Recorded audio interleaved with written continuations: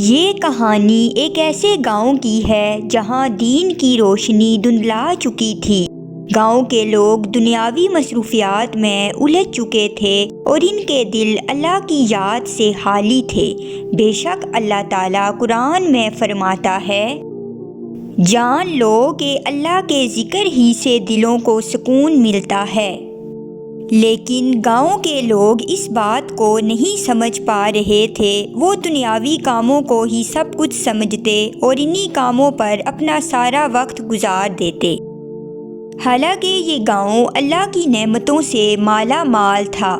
سرسبز کھیت، بہتے چشمے اور ہر طرف خوشحالی تھی، لیکن گاؤں کے لوگ دنیاوی کاموں میں اتنے مصروف ہو گئے کہ اللہ کی یاد ان کے دلوں سے ختم ہو گئی۔ لوگ باقاعدگی سے نماز ادا نہ کرتے اور نہ دین کو سمجھتے تھے۔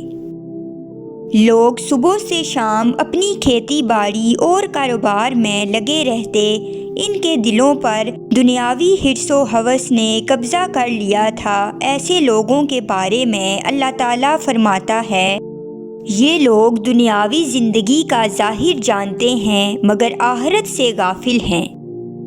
گاؤں کے چند بزرگوں نے گاؤں والوں کو سمجھایا کہ دنیاوی کام بھی ضروری ہیں، لیکن اس کے ساتھ ساتھ اللہ کی یاد اور عبادت بھی ایک اہم کام ہے۔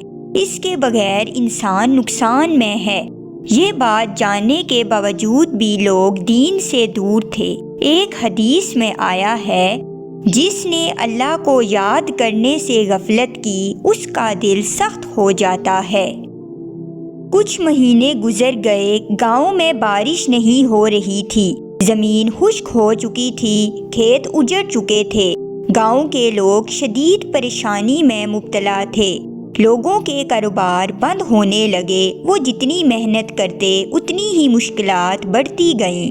پورے گاؤں میں پریشانی کا ماحول چھا گیا۔ گاؤں کے امام صاحب، جو ہمیشہ لوگوں کو اللہ کی طرف رجوع کرنے کی تلقین کرتے تھے، امام صاحب نے جب گاؤں کی یہ حالت دیکھی تو لوگوں کو بتایا کہ یہ آزمائش اللہ کی طرف سے ہے، تاکہ ہمیں ہماری غفلت کی یاد دہانی کرائی جائے۔ بے شک اللہ تعالیٰ فرماتا ہے، ہم انہیں بڑے عذاب سے پہلے چھوٹے عذاب کا مزہ چکھائیں گے تاکہ وہ رجوع کریں۔ امام صاحب نے کہا، بارش اللہ کی رحمت ہے اور اس کے لیے ہمیں اللہ سے خالص دل سے دعا کرنی ہوگی، لیکن اس سے پہلے ہمیں اپنے گناہوں سے توبہ کرنی ہوگی اور اللہ کی طرف رجوع کرنا ہوگا، کیونکہ جب لوگ اپنے گناہوں سے توبہ کر کے اللہ کی طرف رجوع کرتے ہیں تو اللہ انہیں آزمائش سے نکال کر اپنی نعمتوں سے نوازتا ہے۔ اللہ تعالیٰ فرماتا ہے، اپنے رب سے معافی مانگو، بے شک وہ بہت بخشنے والا ہے، وہ تم پر موسلا دھار بارش نازل کرے گا۔ امام صاحب کی باتوں نے گاؤں والوں کے دلوں کو جھنجھوڑ کر رکھ دیا۔ سب اپنے گناہوں پر شرمندہ ہوئے اور سب نے فیصلہ کیا کہ وہ اپنے گناہوں کی توبہ کریں گے اور بارش کے لیے اجتماعی دعا کریں گے۔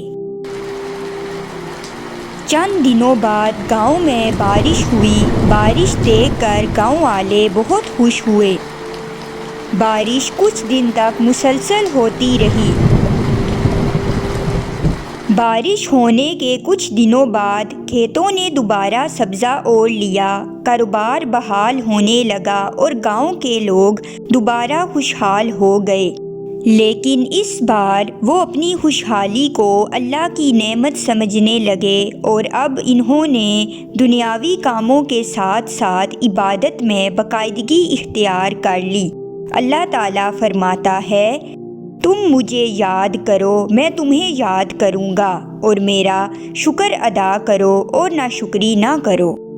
پیارے دوستو، توبہ اور ذکر الہی نہ صرف ہماری روحانی زندگی کو بہتر بناتی ہے بلکہ دنیاوی مشکلات کا حل بھی پیش کرتی ہے۔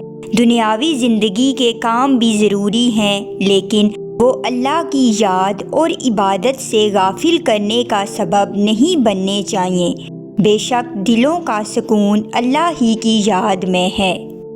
امید ہے آپ نے اس کہانی سے کوئی اچھی بات ضرور سیکھی ہوگی۔ پیارے دوستو، مزید اچھی باتیں سیکھنے کے لیے چینل کو سبسکرائب کریں۔